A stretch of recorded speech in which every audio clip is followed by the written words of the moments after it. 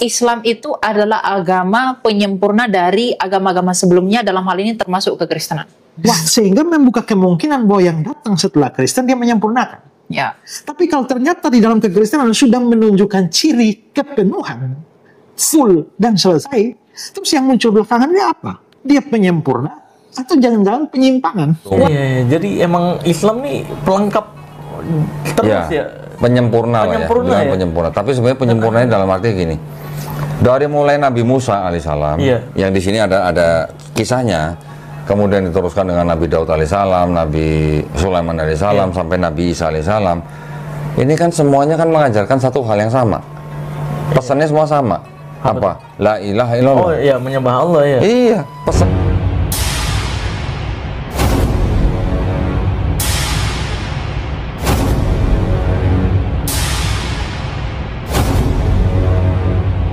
Assalamualaikum warahmatullahi wabarakatuh.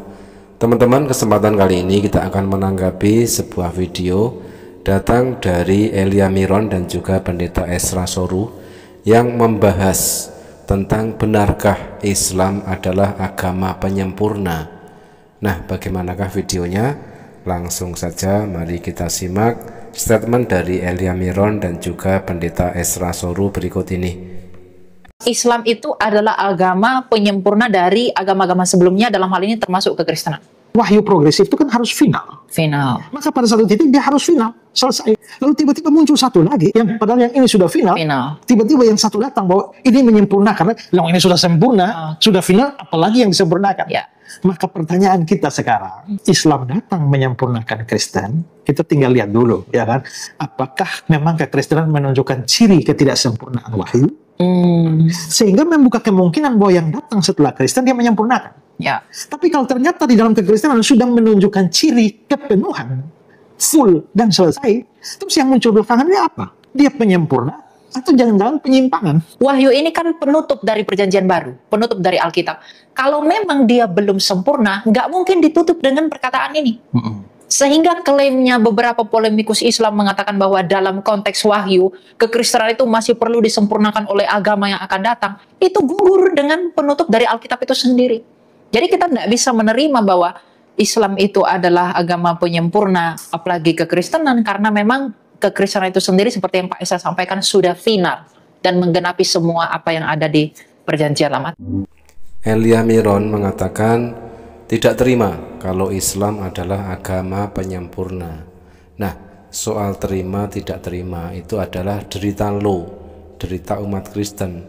Bahkan tadi Pendeta Esra Soru mengatakan Islam agama penyempurna atau terjadi penyimpangan.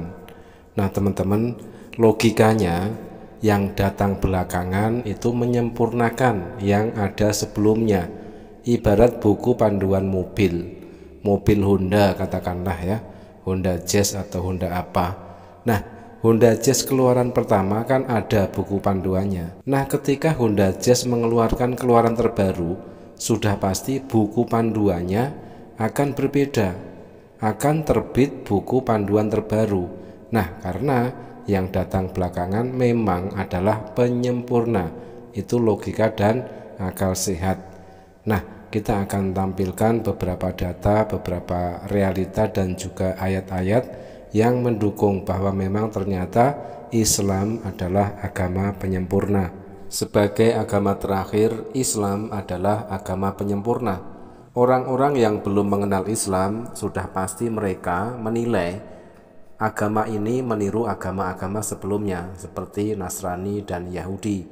Ini karena agama Islam lahir belakangan setelah kedua agama tersebut, padahal agama Islam adalah agama penyempurna dari agama-agama sebelumnya. Agama Islam adalah agama yang dibawa oleh Nabi Muhammad SAW. Dengan agama inilah Allah Subhanahu wa Ta'ala menutup agama-agama sebelumnya. Allah telah menyempurnakan agama ini bagi hamba-hambanya. Dengan agama Islam ini pula Allah menyempurnakan nikmat atas mereka. Allah hanya meridhoi Islam sebagai agama yang harus mereka peluk. Oleh sebab itu tidak ada suatu agama pun yang diterima selain Islam. Inna dina indallahil Islam. Allah Subhanahu wa Ta'ala berfirman, Muhammad itu bukanlah seorang ayah dari salah seorang lelaki di antara kalian, akan tetapi dia adalah utusan Allah dan penutup para nabi. Ada di dalam Al-Quran surat Al-Ahzab ayat 40. Di surah yang lain Allah Subhanahu wa Ta'ala juga berfirman, pada hari ini aku telah sempurnakan bagi kalian agama kalian, dan aku telah cukupkan nikmatku atas kalian, dan aku pun telah ridho Islam menjadi agama bagi kalian. Ada di dalam Al-Quran surat Al-Ma'idah ayat 3. Allah Subhanahu wa Ta'ala berfirman, dan barang siapa yang mencari agama selain Islam, maka tidak akan pernah diterima darinya, dan di akhirat nanti dia akan termasuk orang-orang yang merugi. Quran surat Ali Imran ayat 85. Allah Subhanahu wa Ta'ala mewajibkan kepada seluruh umat manusia untuk beragama demi Allah dengan memeluk agama ini. Allah berfirman kepada Rasulullah SAW, katakanlah wahai umat manusia, sesungguhnya aku ini adalah utusan Allah bagi kalian semua. Dialah zat yang memiliki kekuasaan langit dan bumi. Tidak ada sesembahan yang hak selain Dia. Dialah yang menghidupkan dan mematikan. Maka berimanlah kalian kepada Allah dan Rasul-Nya, seorang nabi yang ummi yang telah beriman kepada Allah serta kalimat-kalimatnya, dan ikutilah dia supaya kalian mendapatkan hidayah. Ada di dalam Al-Quran surat Al-A'raf ayat 158. Islam menyempurnakan agama yang dibawa Rasul sebelumnya. Iya. Jadi emang Islam nih pelengkap terus ya. Penyempurna lah ya, penyempurna. Tapi sebenarnya penyempurnanya dalam arti gini. Dari mulai Nabi Musa alaihissalam, yang di sini ada kisahnya, kemudian diteruskan dengan Nabi Daud alaihissalam, Nabi Sulaiman alaihissalam, sampai Nabi Isa alaihissalam. Ini kan semuanya kan mengajarkan satu hal yang sama. Pesannya semua sama. Apa? La ilaha illallah. Oh iya, menyembah Allah ya. Iya, pesan dari Nabi Musa, dari kembali ke Nabi Abraham alaihissalam sampai Nabi Nuh alaihissalam, Nabi Adam alaihissalam, semua pesannya sama. Nabinya banyak, pesannya sama, pesannya satu ya. Islam merangkum kemaslahatan dari agama-agama sebelumnya. Agama Islam ini telah merangkum semua bentuk kemaslahatan yang diajarkan oleh agama-agama sebelumnya.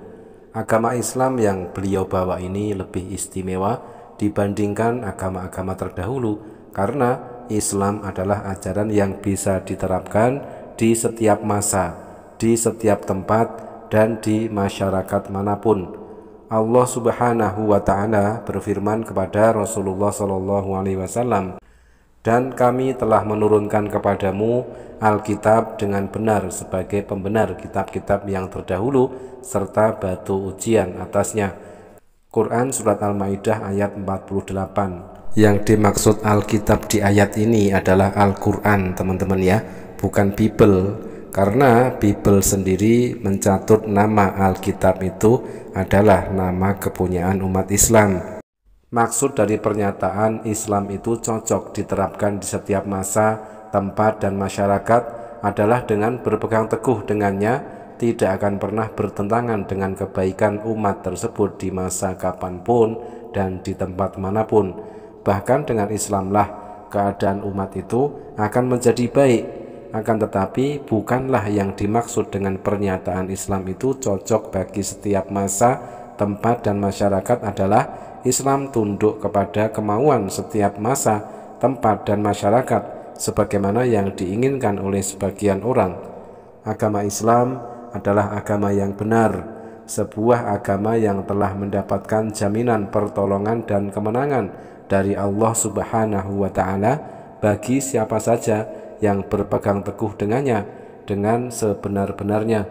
Allah Subhanahu wa Ta'ala berfirman, Dialah zat yang telah mengutus Rasul-Nya dengan membawa petunjuk dan agama yang benar untuk dimenangkan di atas seluruh agama-agama yang ada, meskipun orang-orang musyrik tidak menyukainya. Quran surat As-Saff ayat 9. Baik teman-teman, kita akan tanggapi poin daripada apa yang dituduhkan oleh Pendeta Ezra Soru yang mengatakan kalau Islam adalah penyimpangan tetapi sudah diluruskan oleh Koh Donditan. Islam meneruskan ajaran para nabi-nabi sebelumnya.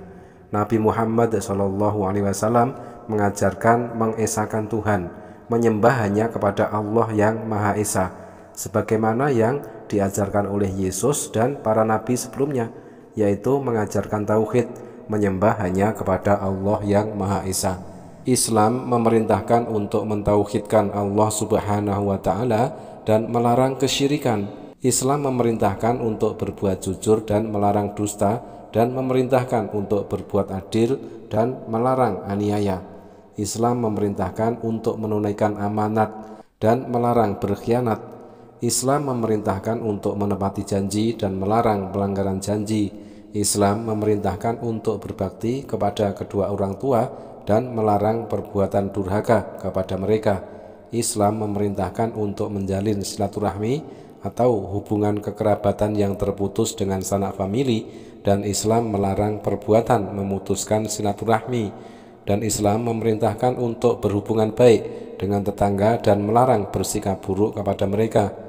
Allah Subhanahu wa Ta'ala berfirman, sesungguhnya Allah memerintahkan berbuat adil, ihsan, dan memberikan nafkah kepada sanak kerabat, dan Allah melarang semua bentuk perbuatan keji dan mungkar serta tindakan melanggar batas. Allah mengingatkan kalian agar kalian mau mengambil pelajaran. Quran Surat An-Nahl ayat 90.